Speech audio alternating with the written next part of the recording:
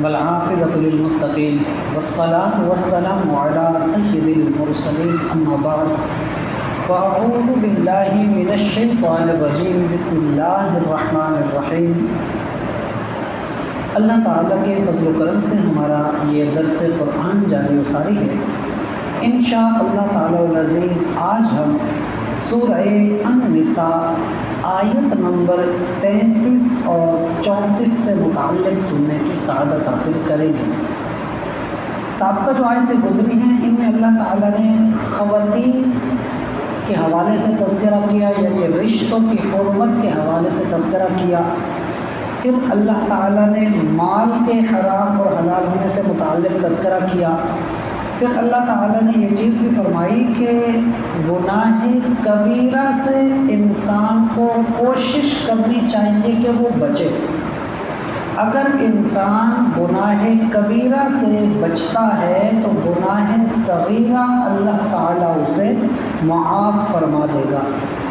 یہ چیزیں کرنے کے بعد اب اللہ تعالیٰ نے یہاں ارشاد فرمایا وَلِكُلٍّ جَعَلْنَا مَوَالِيَ مِمَّا تَرَكَ الْوَالِدَانِ وَالْأَقْرَبُونَ۔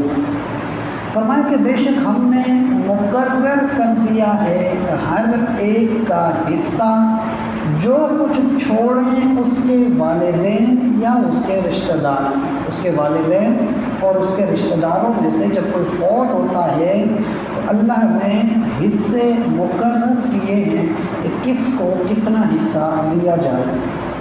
اور اس کے آگے فرمایا وَالَّذِينَ عَقَدَتْ أَيْمَانُكُمْ، اور وہ لوگ جن سے تمہاری زبان ہو چکی ہو، جن سے تمہارا کوئی عہد ہوا ہو، جن سے تم نے کوئی وعدہ کیا ہو، تو چاہیے یہ کہ فَآتُوهُمْ نَصِيبَهُمْ، انہیں بھی ان کا حصہ دو۔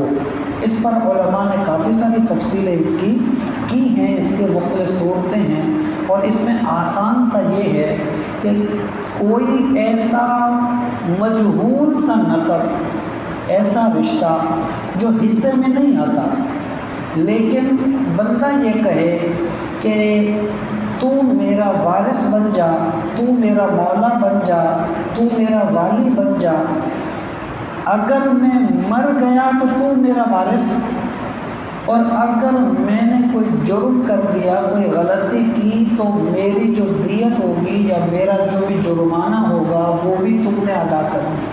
اور سامنے والا بندہ اس کو قبول کر لے کہ ہاں میں ایسا کروں گا، میں نے قبول کیا، تو علماء کے نزدیک اس میں بھی یہ رشتہ قائم ہو جاتا ہے، یعنی حصے کے حوالے سے اس بندے کو حصہ مانا جائے گا، اور یہاں اس کا تذکرہ ہے۔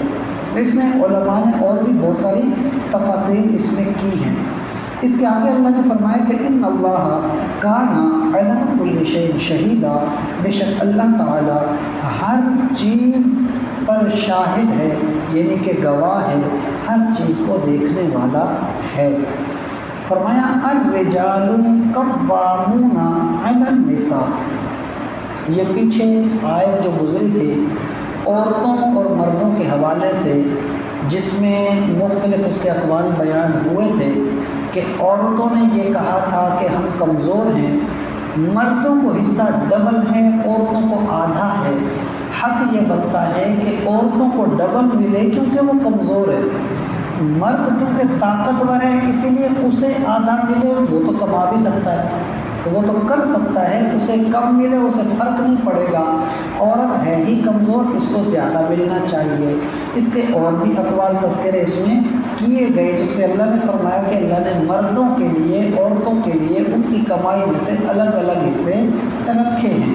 یہاں اس حوالے سے بھی تذکرہ ہے، تو اس کا جواب دیا گیا، فرمایا الرجال قوامون علی النساء، مرد جو ہیں طاقتور ہیں عورتوں پر، بما فضل اللہ بعضهم علی بعض، اور اللہ نے اپنے فضل کے ساتھ انہیں بعض پر فضیلت دی ہے، یعنی انہیں ایک دوسرے پر اللہ نے فضیلت عطا فرمائی ہے۔ اس میں بہت سارے علماء نے لکھی ہیں، اور ایک چیز یہ بھی ہے کہ مرضی جو چلاتا ہے نا گھر پہ وہ مرد ہوتا ہے، فیصلہ کرنے کی قوت وہ مرد کے اندر ہوتی ہے. کوئی بھی قدم اٹھانا ہے باہر کے معاملاتوں وہ مرد کرتا ہے. گھر کی حفاظت جو ہوتی ہے وہ بھی مرد کے ذمہ ہوتی ہے. عورت کی حفاظت بھی وہی مرد کر رہا ہوتا ہے.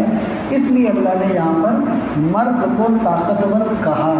اور دوسری چیز یہاں ارشاد فرمائی وَبِمَا أَنفَقُوا مِنْ أَمْوَالِهِمْ. مرد کو جو حصہ ڈبل دیا گیا ہے نا، اس کی ایک وجہ یہ ہے وَبِمَا أَنفَقُوا مِنْ أَمْوَالِهِمْ کہ وہ مرد ہی ہوتا ہے جو محنت کر کے کماتا ہے اور پھر اپنے مال میں سے اس عورت پر خرچ کرتا ہے. تو اس عورت کے جو خرچے ہیں، اس کے خوراک ہے، اس کی ضروریات ہیں، اس کے جو بھی معاملات ہیں وہ سب کیونکہ مرد کر رہا ہے. تو مرد کی یہ ذمہ داری جو ہے، اس لیے عورت پر یہ ہے کہ عورت کمزور ہے، عورت کو کم دیا، مرد کو زیادہ دیا، اور اس زیادہ کے ساتھ ساتھ مرد پر عورت کی ضروریات کو پورا کرنے کی ذمہ داری بھی رکھی. تو یہ مرد اس لیے حقدار ہے تاکہ وہ زیادہ لے. زیادہ لینے کے بعد وہ جو کمی بیشی آئے گی وہ کمائے گا، محنت کرے گا، خون پسینہ ایک کر کے اپنی عورت کی حفاظت بھی کرے گا اور اس کی ضروریات کو پورا بھی کرے گا. یہاں مردوں کا ذکر. اب یہاں سے آگے اللہ نے عورتوں کے حوالے سے تذکرہ کیا کہ مردوں کا تو یہ بات ہو گئی، عورتوں کو کیسا ہونا چاہیے. تو فرمایا فالصالحات قانتات. جو نیک عورتیں ہیں، عورتوں کو کیسا ہونا چاہیے؟ نیک عورت ہونا چاہیے. نیک کیسے؟ قانتات کہ وہ اپنے مرد کے ساتھ رہنے والی، یعنی اس کی تابع دار ہوں، اس کی فرما بردار ہوں. حافظات اور وہ حفاظت کرنے والی ہو للغیب اپنے مرد کی غیر موجودگی میں. بما حافظ اللہ جو اللہ نے اسے توفیق دی، یعنی اللہ کی توفیق سے، اللہ کی عطا سے اپنے مرد کی غیر موجودگی میں وہ اپنے مرد کے گھر کی، مرد کی چیزوں کی، مرد کی عزت کی حفاظت کرنے والی ہو. عورت کو ایسا ہونا چاہیے. اور فرمایا کہ نیک عورتیں یعنی اچھی عورتیں وہ ایسی ہوتی ہیں. اب آگے تذکرہ فرمایا کہ واللاتی تخافون نشوزہن. ہاں، ہر عورت ایسی نہیں ہوتی، ہر عورت ایسی نہیں ہے. تو ایسی عورت کہ جس سے تمہیں خدشہ ہو، خطرہ ہو، ڈر ہو. واللاتی تخافون ایسی عورت جن سے تمہیں خوف ہو. نشوزہن کہ وہ نافرمانی کرے گی.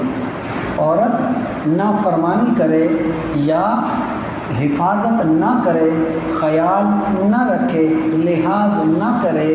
تو فرمایا فاعظوہن اسے سمجھایا جائے، اسے واضح و نصیحت کی جائے. اگر وہ نہیں مانتی تو فرمایا اس کے بعد ہے کہ وَاہْجُرُوهُنَّ فِي الْمَضَاجِعِ پھر انہیں بستر سے الگ کر دیا جائے، انہیں بستر سے دور کر دیا جائے.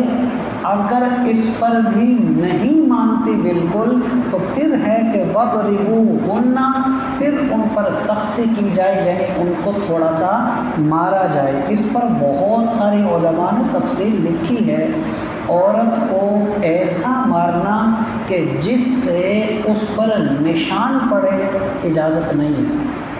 عورت کو اس طرح مارنے کی اجازت نہیں ہے کہ اس پر نشان پڑے، یا ایسا مارنا کہ جس سے شدت کی تکلیف ہو، یعنی شدید مارنے والی بات جس کو کہا جائے، اس کی اجازت نہیں ہے. اس سے اسلام نے روکا ہے اور عورت کو مقام اور عورت کو مرتبہ دیا اور اس کے درجے بیان کیے اللہ نے. اگر ایسی عورت ہے کہ جو نہیں مانتی اور وہ خطرہ ہے اور عزت کے لیے خطرہ ہے، تمہارے لیے خطرہ ہے، تمہارے لیے بدتمیزی کرتی ہے، اس طرح کے معاملات ہیں، تو فرمایا کہ پھر فاعظوہن، پہلی چیز اسے واض و نصیحت کی جائے، پیار سے، طریقے سے، محبت سے سمجھایا جائے۔ جب بالکل کوئی صورت نہ بنے سمجھانے کی تو ہے کہ اسے بستر سے الگ کر دیا جائے۔ عورت کے لیے انتہائی تکلیف دہ یہ عمل ہوتا ہے کہ مرد اس سے دور ہو جائے اور مرد اسے اپنے قریب نہ آنے دے، عورت کے لیے سب سے زیادہ تکلیف دہ بات ہوتی ہے۔ تو اس لیے کہا اسے الگ کر دیا جائے۔ لیکن اس طرح سے بھی ہے کہ آج کل کے دور میں خواتین کے ساتھ بعض اوقات ناجائز الزام لگائے جاتے ہیں، ہوتی کچھ بھی نہیں بات، لیکن فقط اپنی بات نہیں جو مانی اس نے، اب وہ قصوروار نہیں ہے، خود ہی اس کو پریشان کیا۔ اگر اس نے کوئی بات نہیں مانی، اب اسے ڈنڈورا پیٹنا، خود اس کے ساتھ ظلم و ستم کرنا، اسے مارنا پیٹنا، گھر سے نکال دینا، والدین کے پاس بھیج دینا، اور اگر وہ والدین کے پاس چلی گئی، اب وہ اپنے گھر میں جا کے بیٹھی ہے، پھر بھی خاموش نہ رہنا اور پورے خاندان کے اندر اس کی عزت کی دھجیاں اڑانا اور طرح طرح کے الزام تراشیاں اس پر کرنا جو کہ آج عام ہے، اس کی اجازت نہیں ہے۔ سمجھایا گیا کہ پہلے اسے واض و نصیحت کریں، نہیں مانتی اسے اپنے بستر سے الگ کریں۔ اس کا یہ مطلب نہیں کہ اسے گھر بار سے بالکل نکال دیں یا پھر اس کو بدنام کریں، قطعاً اس چیز کی اجازت نہیں ہے۔ اور اس کے بعد جب پھر بھی حل نہ نکلے تو اجازت ہے کہ اسے اتنا مارا جائے کہ بس اسے سمجھ آئے، یہ نہ کہ اس کو بالکل مار پیٹ کے حشر نشر کر دیا جائے، اس کی اجازت بھی اسلام نہیں دیتا۔ اور بھی بہت سارے ایسے واقعات ہیں، آپ اولیاء اعظام کی سیرت کو دیکھیں، آپ کو بہت ساری چیزیں اس میں ملتی ہیں۔ ان تمام چیزوں کو خیال کرنا چاہیے۔ اور پھر فرمایا کہ ایسا معاملہ جب ہو جائے، اس کے بعد فَإِنْ أَطَعْنَكُمْ، جب وہ تمہاری اطاعت میں آ جائے، تمہاری فرما برداری میں آ جائے، فَلَا تَبْغُوا عَلَيْهِنَّ سَبِيلًا، اللہ نے فرمایا کہ اب تمہارے لیے راستے ختم ہو گئے، اب اس کو دوبارہ کچھ نہیں کہو گے۔ ہوتا ہے نا کہ کوئی غلطی تھی، اب وہ سدھر بھی گئی، توبہ بھی کر لی، آپ کے گھر میں بھی آ گئی، دوبارہ سے زندگی بھی شروع کر دی، لیکن مرد ہوتا ہے، وہ اس کو آر دلاتا رہتا ہے، مرد ہے، اس کو پرانی باتیں یاد دلاتا رہتا ہے، اس کی اجازت نہیں ہے۔ فرمایا کہ جب وہ سدھر جائے، چاہے وہ کسی بھی اسٹیج پر تھی، اب وہ اس کا ماضی بن گیا، اسے چھوڑ دیں۔ اب جب سدھر گئی، اب اس کو کوئی بات نہ کی جائے، اب وہی عزت، وہی احترام، وہی پیار، وہی محبت، وہی چیز اس کے ساتھ ویسے رکھی جائے جیسا کہ کچھ ہوا ہی نہیں۔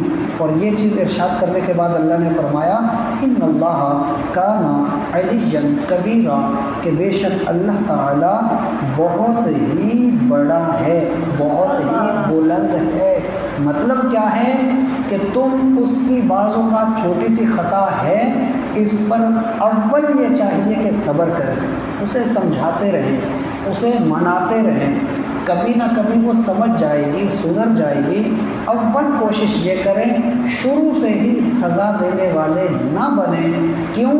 فرمایا سب سے بلند اللہ ہے، اللہ تعالیٰ انسان کو نہیں پکڑتا فوراً، اللہ انسان کو کتنی ڈھیل دیتا ہے، اگر تم اتنے نافرمان ہو، اللہ پھر بھی تمہارے ساتھ نعمتوں میں کمی نہیں کر رہا، اللہ اپنی رحمت میں کمی نہیں کر رہا، اللہ تمہاری عزت میں کمی نہیں کر رہا، اللہ تعالیٰ ہر چیز تمہیں دے رہا ہے، تمہیں بھی چاہیے کہ پھر تم بھی کچھ غلطیاں اس کی نظر انداز کرو، کچھ غلطیاں اس پہ صبر کرو، کچھ غلطیوں پر اسے سمجھاؤ۔